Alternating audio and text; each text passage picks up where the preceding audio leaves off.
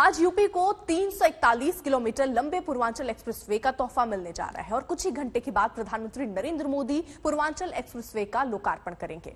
इस एक्सप्रेसवे के लोकार्पण के लिए PM Modi C-130 Hercules plane से पहुंचेंगे। दोपहर 2 बजे कार्यक्रम शुरू होगा। उसी समय पीएम जनसभा को भी संबोधित करने वाले हैं। 3:30 बजे के करीब एयरफोर्स के विमानों का एक्सप्रेसवे पर एयर शो भी होगा। एयर शो के दौरान फाइटर जेट का एक्सप्रेसवे पर टच डाउन होगा।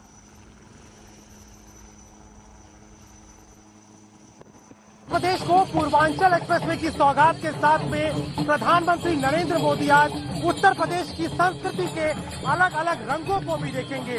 ये रंग है उस सरजमी के जहां अलग अलग भाषाओं, अलग अलग जातियों और अलग अलग संस्कृति के लोग रहते हैं, जहां पर हर प्रांत का एक लोक नृत्य दिखाई देता है जिसकी छटा देखते ही बनती है। आज प्रधानमंत्री नरेंद्र मोदी पूर्वांचल एक्सप्रेसवे की सौगात उत्तर प्रदेश को देने जा रहे हैं, जो 22,500 करोड़ की लागत से 341 किलोमीटर का है। चाहे मयूर नृत्य की छटा हो जो कि मथुरा और वृंदावन के इलाकों में बहुत ही खूबसूरती के साथ देखा जाता है, या फिर सामने हम आपको दिखाएंगे घूमर की ये जिस तरीके की प्रस्तुति हमें दिखाई दे रही है, वो वाकई में बताती है कि लोक संस्कृति के रंग भारत के अलग अलग इलाकों और खास तौर पर उत्तर प्रदेश के इलाकों में काफी हद तक देखे जा सकते हैं।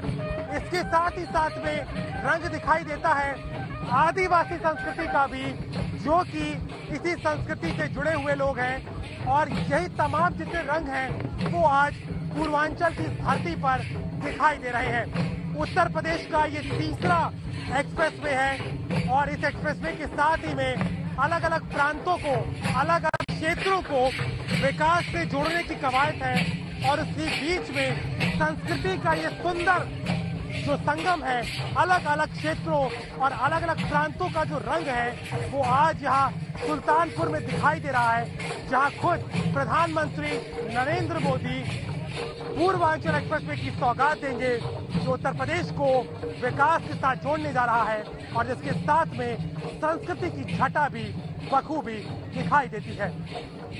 सुल्तानपुर से कैमरामैन संजय सिंह के साथ अभिषेक मिश्रा, आज तक। तो पीएम मोदी जो है देखिए मल्लिका तोहफा देने वाले हैं और एक बड़ी सौगात चुनावों से पहले है ये। बिल्कुल, और देखिए अलग अलग तस्वीरें आपको दिखा रहे हैं। 2022 पर पूर्वांचल एक्सप्रेसवे के जरिए नजर रखी जा रही है। पीएम मोदी आज ये सौगात देने जा रहे हैं। पूर्वांचल एक्सप्रेस का लोकार्पण होना है। कुछ ही देर में C-130 से प्रधानमंत्री नरेंद्र मोदी पहुंचेंगे। ट्रिप पर दिखेगा धमाकेदार एयर शो। भव्य कार्यक्रम का यह आयोजन किया गया है और कई दिनों से इसकी तैयारियां चल रही थी। एक्सप्रेसवे पर शौर्य देखने को मिलेगा हमारे जाबाजों का। पीएम नरेंद्र मोदी आज करेंगे पूर्वांचल एक्सप्रेसवे का उद्घाटन। मिराज और सुखोई दिखाएंगे करतब। उत्तर प्रदेश के लोक संस्कृति के रंग भी आज पूर्वांचल में दिखाई देते हैं। उत्तर प्रदेश का ढेडिया डांस ये प्रस्तुत कर रही है नृत्यांगनाएं हमारे साथ में। कहाँ का नृत्य है, क्या महत्व है इस नृत्य का? ये उत्तर प्रदेश का है। जब श्री रामचंद्र जी अयोध्या से वापस आए थे तो उनकी नजर उतारने के लिए अयोध्या की जो गर्ल्स थी, मतलब उन्होंने नजर उतारने के लिए ये ढेडिया का प्रयोग किया था। ढेडिया से नजर उतारते हैं। कितना उत्साहित है प्रधानमंत्री मोदी आ रहे हैं, पूर्वांचल एक्सप्रेस में मिलने वाला है। बहुत अच्छा, हम लोग बहुत अच्छा प्रोग्राम करने वाले हैं उनके लिए। हम सारे मिलके करेंगे। ये हमारी मैम है, वो भी डांस करेंगे। कितना उत्साह था मैम, कितना उत्साह था, कितनी तैयारी की थी आज के कार्यक्रम के लिए? बहुत ज्यादा तैयारी की थी। हम सब संगमवासी बहुत ही प्रसन्न हैं कि आज सुल्तानपुर के पावन धरती पर हम अपने प्रधानमंत्री श्री नरेंद्र मोदी जी के रूबरू होंगे, उनके दर्शन करेंगे, उनका स्वागत, अभिनंदन और वंदन करेंगे। मटकी से उनकी आरती उतारेंगे जब आएंगे वो? बिल्कुल उतारेंगे और पूरा भारतवर्ष, पूरा विश्व उनकी आरती उतारिएगा। एक बार बता दीजिए किस तरीके की तैयारी लगती है, कितनी मेहनत की आप लोगों ने इस कार्यक्रम के लिए? हम लोगों ने इसके लिए बहुत मेहनत की है। रात में आके प्रैक्टिस की है, सारी टीम मिली हुई है। हम लोगों ने रात भर रख के मटका चला है, सब लोगों ने दिया जला के चला है, तो मतलब बहुत एक्साइटेड है हम। पूर्वांचल एक्सप्रेस वे मिलने से फायदा होगा यूपी के लोगों का? हाँ, बहुत फायदा होगा। आप कहाँ से हैं? प्रयागराज से। प्रयागराज से। हाँ। आप कहाँ से हैं? कहाँ से? प्रयागराज से। प्रयागराज से। तो प्रयागराज की नृत्यांगनाएं हैं और आपको छटा दिखा रही हैं इस नृत्य की, बहेड़ी नृत्य की, जो कि स्वागत करेगा प्रधानमंत्री नरेंद्र मोदी का। इन खूबसूरत झलकियों के साथ आपको छोड़े जाते हैं और बहुत जल्द पूर्वांचल एक्सप्रेसवे की सौगात के साथ में यूपी को तीसरा एक्सप्रेसवे मिलने जा रहा है। सुल्तानपुर से कैमरामैन संजय सिंह के साथ अभिषेक मिश्रा, आज तक। तो पीएम मोदी पूर्वांचल एक्सप्रेसवे का उद्घाटन करने वाले हैं। इससे जुड़ी हर अपडेट तस्वीर सबसे पहले आज तक पर आपको दिखा रहे हैं और हमारे सहयोगी हमारे साथ जुड़ गए हैं, उनका रुख कर लेते हैं।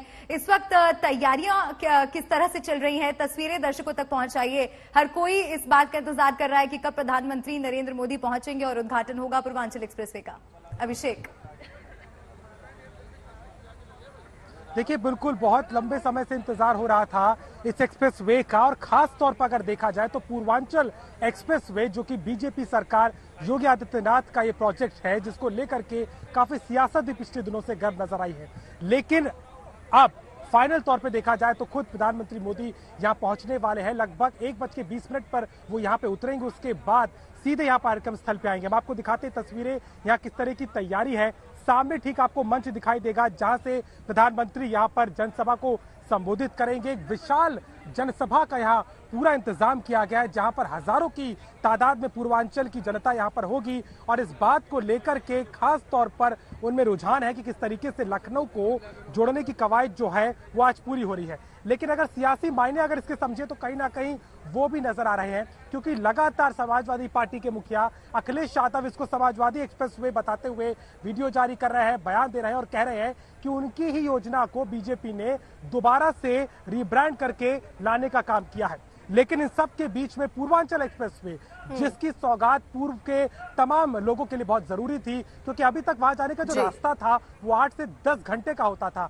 बिल्कुल अभिषेक, बहुत बहुत शुक्रिया, आप नजर बनाए रखिए। और अब बात दिल्ली के प्रदूषण की। आज हालात में थोड़ा सुधार है, लेकिन फिर भी ऐसी स्थिति नहीं है जिसे बहुत अच्छा कहा जा सके। आज संकट पर केंद्र सरकार की आपात बैठक होने वाली है। कल सुप्रीम कोर्ट केंद्र और राज्य सरकारों को फटकार लगाते हुए आपात बैठक करने का फरमान दे चुकी है।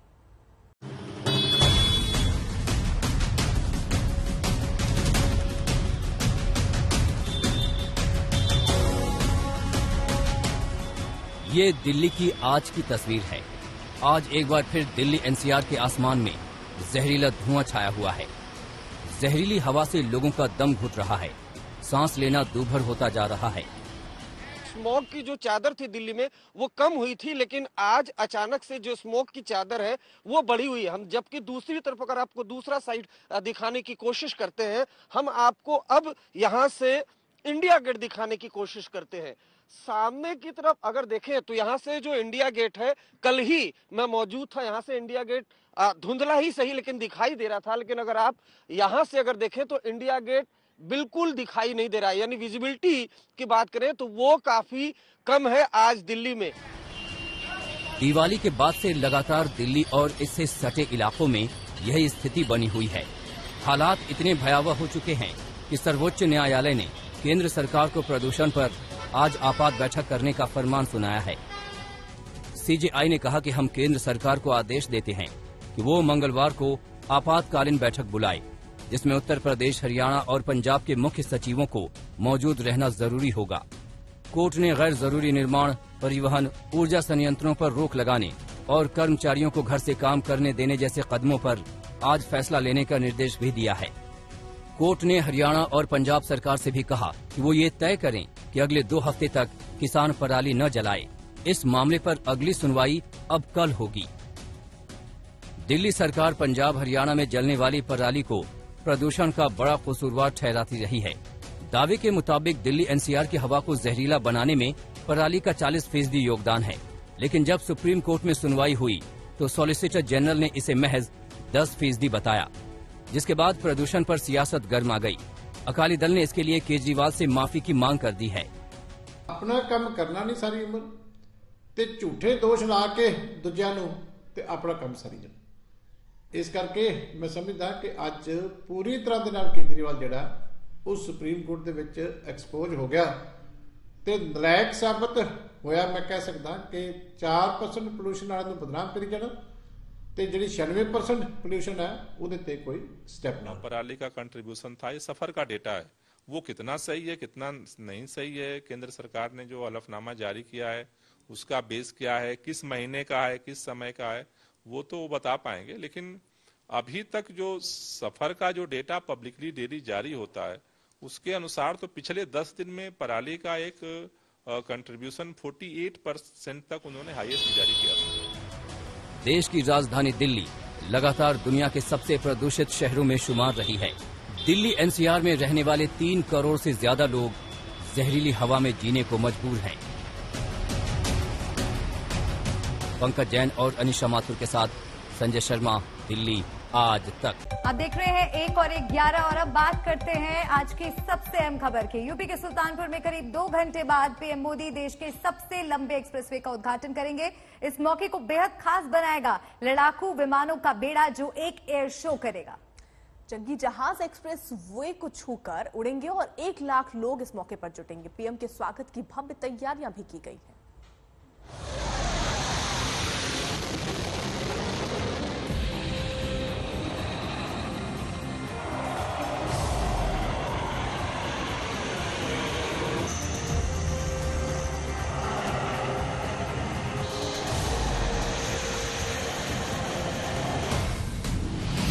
सुल्तानपुर में लड़ाकू विमान गरज रहे हैं।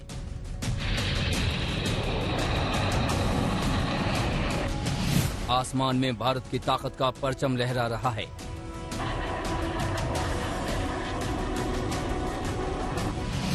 नए जमाने का, नए दौर का एक्सप्रेसवे तैयार है।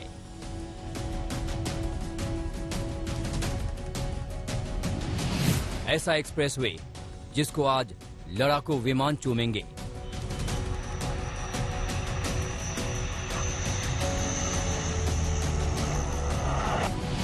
विकास के साथ आसमानी ताकत का ये अनूठा संगम है।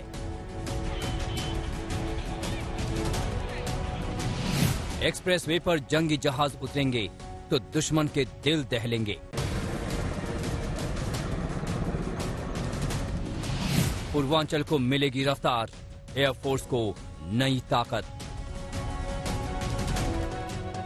जी हां, भारत की हवाई ताकत के साथ विकास की नई मंजिलों के लिहाज से आज का दिन वाकई ऐतिहासिक है। आज भारत की तरक्की की एक नई इबारत लिखी जा रही है। आज भारत की ताकत और तरक्की का अनूठा मेल दिखेगा। जगह होगी यूपी के पूर्वांचल में पड़ने वाला सुल्तानपुर इलाका और मौका होगा देश के एक और अत्याधुनिक एक्सप्रेसवे के तैयार होकर खुल जाने का।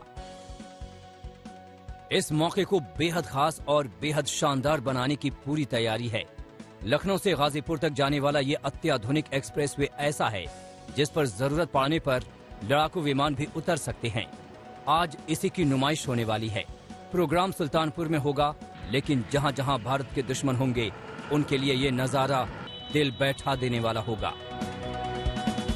ग्राउंड जीरो से जहां पर आज भव्य एयर शो का आयोजन होने वाला है, लेकिन ऐसा ही एक एयर शो आपको याद होगा यमुना एक्सप्रेस वे पर भी हुआ था, जहां पर मिराज 2000 की लैंडिंग हुई थी। आज भी ऐसे ही अत्याधुनिक तकनीक से लैस विमानों की लैंडिंग का कार्यक्रम रखा गया है, ताकि किसी भी इमरजेंसी यानी कि आपातकालीन स्थिति में इन विमानों की लैंडिंग एयर स्ट्रिप के जरिए कराई जा सके। हालांकि जो जनरल विमान है उनकी भी लैंडिंग यहां पर कराई जा सकती है, लेकिन वाहनों की जो स्पीड लिमिट है वो 100 किलोमीटर ही रहेगी। हालांकि ये कहा जा रहा है कि 120 किलोमीटर प्रति घंटे की रफ्तार से यहां पर कोई भी गाड़ी दौड़ सकती है। पूर्वांचल एक्सप्रेसवे पर लड़ाकू विमानों का ऐसा एयर शो होगा जो इस मौके को खास बना देगा। जरा उन लड़ाकू विमानों की फहरिस्त पर नजर दौड़ाइए जो आज touch and Go Air show का हिस्सा होंगे। एक्सप्रेसवे पर सुखोई 30, जैगवार, मिराज 2000 और AN-32 लड़ाकू विमान उतरेंगे। खुद प्रधानमंत्री एयरफोर्स के एक और ताकतवर लड़ाकू विमान सुपर हरक्यूलिस से एक्सप्रेसवे पर पहुंचेंगे। मौके को खास बनाने की पूरी तैयारी है। करीब 1 लाख लोग इस अनूठे कार्यक्रम का गवाह बनेंगे। लोगों में उत्साह है। 300 340 किलोमीटर लंबा ये पूरा का पूरा पूर्वांचल एक्सप्रेसवे है, जिसकी शुरुआत हो रही है लखनऊ के चांदसराय से और इसका समापन होगा गाजीपुर के हैदरिया गांव में। वैसे इसका विस्तार आगे का है, बलिया तक इसको ले जाने की योजना है, लेकिन फिलहाल इसके जरिए यकीनन भारतीय जनता पार्टी पूरे के पूरे पूर्वांचल और अवध में एक बहुत बड़ा संदेश देने की कोशिश कर रही है। पूर्वांचल को विकास की दौड़ में पीछे माना जाता रहा है, लेकिन अब ये दिन बीत गए। पूर्वांचल इस एक्सप्रेसवे के जरिए सीधे लखनऊ और दिल्ली से जोड़ रहा है। मौका खास है, उपलब्धि बेहद शानदार है, तो इसका जश्न भी शानदार ही होगा। आज तक ब्यूरो। पूर्वांचल एक्सप्रेस वे कई मायनों में खास है। कम से कम 12 जिलों की किस्मत इससे बदलेगी, तरक्की की रफ्तार तेज होगी। बड़ी बात यह है कि इसके जरिए कभी पिछड़े रहे पूर्वांचल के जिले सीधे लखनऊ और देश की राजधानी दिल्ली से जुड़ जाएंगे।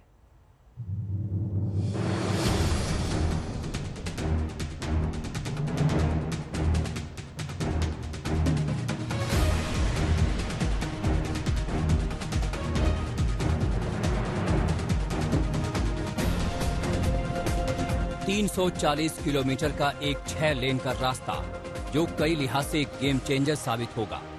सियासी पहलू अलग रख दें तो भी पूर्वांचल के 12 जिलों की किस्मत बदल जाएगी। एक्सप्रेसवे खुलने के इस खास मौके की जोरदार तैयारी चल रही है। हम आपको इस एक्सप्रेसवे की खासियतों के बारे में तफसील से बताएंगे, लेकिन पहले देखिए कि कैसे उद्घाटन के मौके को खास बनाने की तैयारी हो रही है। कैसे एक्सप्रेसवे पर उस प्रोग्राम की शानदार तैयारी चल रही है जिसमें खुद पीएम शिरकत कर रहे हैं। और हम उसी एयर स्ट्रिप पर मौजूद हैं जहां पर कई लड़ाकू विमान उतरेंगे प्रधानमंत्री के सामने, उनका प्रदर्शन होगा। जगुआर, मिराज 2000 और साथ साथ सुखोई 30, ये 3 विमान ऐसे हैं जिन्हें कि यहां पर कल उतारा जाएगा और प्रधानमंत्री मोदी और साथ साथ इस इलाके के ढेरों सारे लोग इसे देखेंगे, इसका गवाह बनेंगे। मौका भले ही एक्सप्रेसवे के उद्घाटन का हो, लेकिन इसको खास बना रही है जंगी जहाजों के दुश्मन को दहला देने वाली आवाजें जो इस एक्सप्रेसवे को आज चूमेंगे।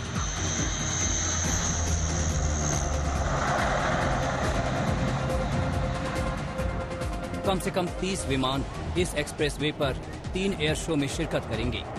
देश के जंगी जहाजों के बेड़े में शामिल हर किस्म के विमान में से कोई एक आज यहां दिखाई पड़ेगा।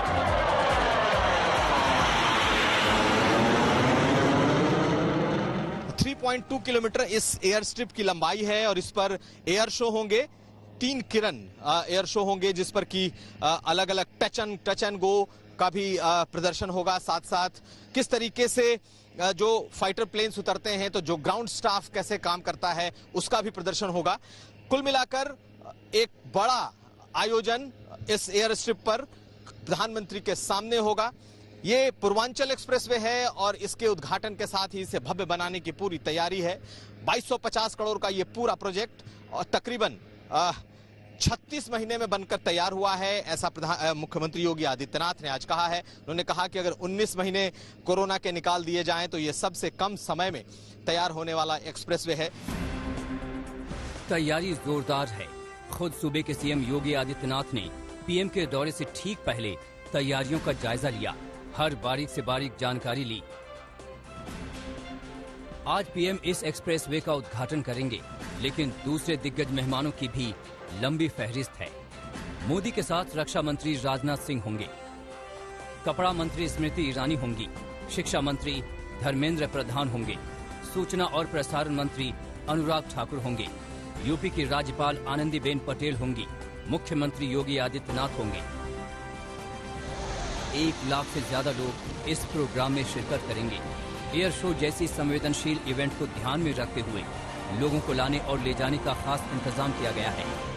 यहाँ पर जो अभी फिलहाल जो टेंट बना है वो लगभग 1 लाख के लगभग का जा रहा है, परंतु ये एयर शो हो रहा है तो इसके कारण जो हमने पता करा है तो क्षेत्र में कौतूहल बहुत है।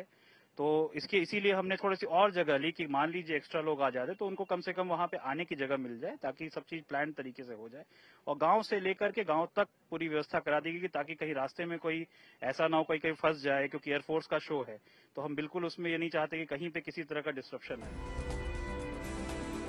अब जरा ये भी जान लीजिए कि कैसे ये एक्सप्रेसवे यूपी के एक बड़े हिस्से की किस्मत बदलने का मादा रखता है। यूपी के सीएम भी इसको गेम चेंजर बता रहे हैं। इस एक्सप्रेसवे में हम लोग 8 स्थलों पर इंडस्ट्रियल कॉरिडोर की भी स्थापना करेंगे। उसका नोटिफिकेशन जारी हो चुका है, कार्रवाई आगे बढ़ चुकी है और बहुत शीघ्र इस व्यवस्था को आगे बढ़ाने में मदद मिलेगी। एक्सप्रेसवे की कई खासियतें हैं, इसलिए इसको लेकर क्रेडिट की जंग भी चल रही है। फायदों की बात करें तो 8 इंडस्ट्रियल कॉरिडोर से औद्योगिक विकास तेज होगा। पूर्वांचल के तमाम जिले सीधे तेज रफ्तार के साथ दिल्ली और लखनऊ से जुड़ेंगे। कृषि का काया पलट होगा, खेती के उत्पाद को नया बाजार मिलेगा। 12 जिलों में पर्यटन नई उड़ान भरेगा। नए संस्थान और एक्सप्रेसवे के पास नए शहर विकसित होंगे। इन सबसे पूर्वांचल में नए रोजगार के मौके मिलेंगे। लंबी फहरिस्त है उन जिलों की जिनमें इस एक्सप्रेसवे के शुरू हो जाने से विकास की गंगा बहेगी। जरा नजर दौड़ाइए लखनऊ, बाराबंकी, अमेठी, सुल्तानपुर, अंबेडकर नगर, आजमगढ़, मऊ, गाजीपुर, बलिया, संत कबीर नगर, गोरखपुर, अयोध्या और जौनपुर को सीधे सीधे फायदा होगा। आप गाजीपुर के हैं, इसके अलावा सुल्तानपुर के इस भाग के हैं, अयोध्या का भी जो साउथ हिस्सा है उसके अगर हैं, अमेठी के हैं, तो इन सब एरिया से आपके लिए लखनऊ अब अनइमेजिनेबली क्लोज हो गया है। गाजीपुर से लखनऊ आने में लगभग 6 घंटे से ज्यादा लगता था, अब 3.5 घंटे में मात्र जो है आप गाजीपुर जा सकते हैं और वापस भी आ सकते हैं। बेशक यूपी की तरक्की को ये एक्सप्रेसवे नया मुकाम दे सकता है। औद्योगिक और सामाजिक तरक्की का पूरा प्लान जमीन पर उतरा तो कम से कम पूर्वांचल की शक्ल सूरत बदल सकती है। ब्यूरो रिपोर्ट, आज तक। और चलिए कुछ और तस्वीरें आपको दिखाते हैं। पूर्वांचल एक्सप्रेसवे पर किस तरह की तैयारियां की जा रही हैं। सुरक्षा को लेकर कड़े बंदोबस्त वहां पर किए गए हैं, क्योंकि यकीनन एक बहुत बड़ा आयोजन और बहुत दिनों से इसकी तैयारी चल रही थी। खुद प्रधानमंत्री नरेंद्र मोदी यहां पर पहुंचने वाले हैं, मुख्यमंत्री योगी आदित्यनाथ भी यहां पर होंगे, तो सुरक्षा को लेकर कोई कोताही नहीं बरती जा रही है। आप देखिए ये कमांडोज को आप देख सकते हैं। एक्सप्रेसवे में सुरक्षा के जो इंतजाम है उनका जायजा लेते हुए अब से कुछ ही देर में उद्घाटन का कार्यक्रम शुरू होगा। एक्सप्रेसवे पर तैयारियां जोरों पर है, रंगारंग कार्यक्रम वहां पर चल रहे हैं और 1.5 लाख लोगों की भीड़ वहां पर जुटने का अनुमान लगाया जा रहा है और उसके मद्देनजर भी तैयारियां पूरी की जा चुकी हैं। सुरक्षा को लेकर कड़े इंतजाम वहां पर किए गए हैं। तो 2 तस्वीरें आपको दिखा रहे हैं। कोरोना महामारी अपने साथ डर और लॉकडाउन को भी लेकर आया। देश और दुनिया ने पहली बार लॉकडाउन शब्द से सामना किया, एक ऐसी जिंदगी की जिसने करोड़ों लोगों को बेरोजगार कर दिया। लेकिन अब सवाल है कि क्या प्रदूषण का इलाज भी लॉकडाउन है? इसका उन मजदूरों पर क्या असर होगा जो रोज कमाते और खाते हैं? दिल्ली के वायु प्रदूषण पर यह सोशल मीडिया पर तेजी से वायरल होता एक कार्टून है, जिसमें दिल्ली के प्रदूषण में काला हुआ तोता अपने साथियों से कहता है कि वो उसे कौवा समझने की भूल न करे। उसकी ये हालत दिल्ली से उड़कर आने की वजह से हुई है। दिल्ली के प्रदूषण पर लोग इस तरह के कार्टून और मीम पर चुटकियां ले रहे हैं, ऐसे मैसेज आगे बढ़ा रहे हैं। लेकिन दिल्ली में एक तबका ऐसा भी है जिसे दिल्ली का प्रदूषण खून के आंसू रुला रहा है। पिछली बार लॉकडाउन था कोरोना की वजह से, इस बार प्रदूषण की चक्कर लगा रहे हैं, तो मजदूरों से ये क्या प्रदूषण हो रही है, मजदूर के बारे में क्यों नहीं सोच रहे हैं? क्या खाएंगे हम लोग, भूखे मर जाएंगे। बहुत सारी समस्याएं, हम लोग गरीब आदमी हैं, नहीं कमाएंगे तो खा नहीं पाएंगे। काम चला तो घर का खर्चा चला, अब फिर से लॉकडाउन लगाने की सरकार सोच रही है प्रदूषण की वजह से, तो हम लोग मजदूरी करते हैं। फिलहाल अभी भी खाली बैठे हैं, अभी काम नहीं चल पा रहा है, तो आगे सरकार से हिदायत है हम मजदूरों के बारे में सोचे। दिल्ली में प्रदूषण से लोगों का दम घुट रहा है, तो शिव पूजन और राजाराम जैसे मजदूरों के सामने भूखमरी का संकट पैदा हो गया है। प्रदूषण और उसके नाम पर लगने वाली पाबंदियों ने काम की तलाश में दिल्ली आने वाले मजदूरों को खौफ से भर दिया है। डर इस बात का है कि अगर दोबारा लॉकडाउन लगा तो क्या होगा। मजबूरी में सर 3 रोज से काम बंद है। डेली खाने कमाने वाले हम लोग आदमी है, बच्चे बहुत दुखी है। डेली मतलब कमाते हैं, पैसे ले जाते हैं तो बच्चे खाते हैं। दिल्ली में शिव पूजन जैसे मजदूरों की चिंता बढ़ने की वजह दिल्ली के मुख्यमंत्री अरविंद केजरीवाल का वो बयान है जिसमें उन्होंने राजधानी को प्रदूषण के प्रकोप से बचाने के लिए संपूर्ण लॉकडाउन की शरण में जाने की बात कही थी।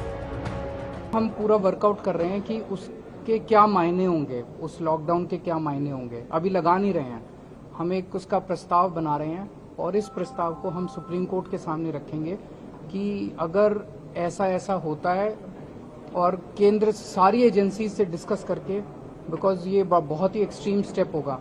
दिल्ली में कोरोना की दूसरी लहर में जब हालात बिगड़े थे तो स्वास्थ्य सुविधाओं की कमी का हवाला देकर केजरीवाल सरकार ने लॉकडाउन लगा दिया था। लॉकडाउन नहीं लगाया तो कहीं ऐसा न हो कि बड़ी त्रासदी हो जाए। हम किसी भी हालत में दिल्ली को उस परिस्थिति में नहीं ले जाना चाहते जहां कॉरिडोर के अंदर पेशेंट्स पड़े हैं, सड़कों पे लोग दम तोड़ रहे हैं। आज सभी परिस्थितियों का जायजा लेने के बाद आपकी सरकार को यह लगता है कि दिल्ली में कुछ दिन के लिए लॉकडाउन लगाना जरूरी है। इस तरह दिल्ली में दोबारा लॉकडाउन लगा और लाखों मजदूर घर लौटने को मजबूर हुए थे। इस बार हालात सुधरे तो इन लोगों ने पिछली बार के नुकसान की भरपाई के लिए छत पर काम करने का फैसला किया, लेकिन प्रदूषण और सरकार की नीतियों ने सारा खेल बिगाड़ दिया। बड़ी मुश्किल से तो इस साल कंस्ट्रक्शन खुली है, हम लोग काम कर रहे हैं, अब वो भी बंद करवा रहे हैं तो हम क्या करेंगे सर? हमारे बीवी बच्चे क्या खाएंगे? छठ पर भी नहीं गया घर, सोचे कुछ पैसे जुड़ जाएंगे तो छुट्टी हो जाएगी, पैसे नहीं जोड़ पाएंगे। इस चक्कर में छठ पर भी नहीं गए हम लोग अपने बच्चे के पास। यही हाल राजाराम ठाकुर का है जो दिल्ली में बरसों से मजदूरी करके अपने परिवार का पेट पालते हैं, लेकिन लॉकडाउन शब्द सुनकर डरे हुए हैं। दिवाली से पहले यहाँ चले आए इसलिए कि हमारे पास बहुत परेशानियां थी। सोचे कि चलते हैं कुछ पैसे कमा लेंगे वहाँ, फिर बाल बच्चे के लिए यहाँ भेज देंगे, लेकिन मेरे साथ यह ऐसा हुआ नहीं। यहाँ आए तो देख रहे हैं कि फिर सरकार प्रदूषण के चलते बंद करना चाहती है हम लोग का काम धंधा। अब हम गरीब क्या करेंगे? गरीब तो हम मर जाएंगे भूखे प्यासे, यहाँ कहाँ से खाएंगे, क्या करेंगे? CMI यानी centre for monitoring Indian economy ने बताया था कि लॉकडाउन ने 12 करोड़ से ज्यादा लोगों को बेरोजगार कर दिया था, लेकिन लगता है कि सरकारों ने लॉकडाउन को हर समस्या का समाधान करने का मंत्र बना लिया है। परेशानी सारी है, काम धंधा नहीं है तो रोटी कहाँ से खाएंगे? बैठे हैं घर पे, क्या करेंगे? यहाँ पड़े हैं रोड पे, तो यहाँ पे भी अब काम नहीं है तो खाना कहाँ से खाएंगे? गरीब आदमी मर रहा है, और को मर रहा, पैसा वाला तो नहीं मर रहा, गरीब आदमी मर रहा, बस हम मजदूर आदमी मर रहा सारे। काम पे जाते 700 रुपये दिहाड़ी मिलती है जी, ये काम बंद हो गया, अब 3 दिन छुट्टी हो गई है, किराया नहीं, भाड़ा नहीं, कुछ नहीं। हम डेली में जाते हैं पलवल से आना जाना, 3 दिन का बड़ा कष्ट है हमारे को, ठीक है जी। बच्चों ने कहाँ से राशन भरेंगे हम? रोज का कमाना खाना हमारा जी, नहीं जी, बताओ कहाँ से भरेंगे हम? सरकार देगी हमारे को? लो जी हम तुम्हें दे रहे हैं राशन, ये बताइए आप। ये किराया देंगे हमको रेल का, इसमें पलवल वाली रेल में 30 रुपए लगते हैं किराए के, कहाँ से आएंगे बताइए? राजधानी दिल्ली में बढ़ते प्रदूषण का एक सबसे बड़ा कारण अगर बात की जाए तो वो है कंस्ट्रक्शन वर्क। कंस्ट्रक्शन जहाँ पर मकान बन रहा हो, बिल्डिंग बन रही हो, प्रोजेक्ट्स बन रहे हो, और उन प्रोजेक्ट्स पर लगातार जिस तरीके से सरकार की तरफ से गाइडलाइंस जो जारी की गई है उनका पालन न होना दिल्ली में प्रदूषण का एक बड़ा कारण है। हम इस वक्त मौजूद हैं IP एक्सटेंशन के पास। आपको तस्वीरें दिखाना चाहेंगे कि इंद्रप्रस्थ के पास जो प्रोजेक्ट पिछले काफ़ी वक्त से चल रहा है उसके आसपास का नज़ारा आप देखेंगे तो तमाम जो कंस्ट्रक्शन का मटेरियल है, जो कंस्ट्रक्शन यहाँ पर खोदी गई, वो पूरी तरीके से यहाँ पर खुले में पड़ी है। ना यहाँ पर इसको ना तो स्प्रिंकलिंग के ज़रिए पानी का छिड़काव करके रोका गया ताकि ये धूल ना उड़े, ना ही इसको कवर किया गया, जिसके कारण IP इंद्रप्रस्थ के आसपास का जो एरिया है शाम के वक्त और सुबह के वक्त धूल में पूरी तरह से समाया हुआ होता है। तो सरकार और उनके विभाग अगर अपने फर्ज को सही तरीके से पूरा कर लें तो लॉकडाउन की जरूरत ही नहीं होगी। सुशांत मेहरा, दिल्ली, आज तक। अब बात जम्मू कश्मीर में कल हुए एनकाउंटर की। श्रीनगर के हैदरपुरा में कल एनकाउंटर में सुरक्षा बल के जवानों ने 2 आतंकियों को ढेर कर दिया। एनकाउंटर में आतंकियों को शरण देने वाले कारोबारी को भी गोली लगी, जिसके बाद अस्पताल में उसकी मौत हो गई।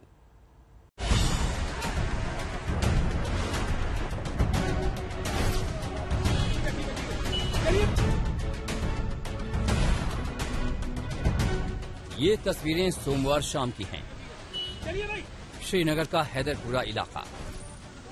सुरक्षा बल को क्लासिक हॉस्पिटल के पास आतंकियों के छिपे होने की सटीक सूचना मिली थी। खबर मिलते ही एक्शन में आ गई सुरक्षा बल की टीम। सड़क को आनन फानन में ट्रैफिक से क्लियर किया गया और जांबाज पहुंच गए उस ठिकाने पर जहां आतंकियों के छिपे होने की खबर मिली थी। सुरक्षा बल के जवानों ने संदिग्ध ठिकाने को घेरकर ललकार लगाई, लेकिन आतंकी सरेंडर करने की जगह फायरिंग करने लगे। जवाबी फायरिंग में दोनों आतंकी मारे गए। आतंकी की पहचान समीर अहमद और आमिर के रूप में हुई है। फायरिंग की जद में 44 साल का मोहम्मद अल्ताफ भट्ट भी आ गया, जिसके घर की ऊपरी मंजिल पर आतंकी छिपे थे। कश्मीर में आतंकवाद पर यह सबसे ताजा प्रहार है। इस साल सुरक्षा बल के हाथों 150 से ज्यादा आतंकी मारे जा चुके हैं। अशरफ वानी, श्रीनगर, आज तक।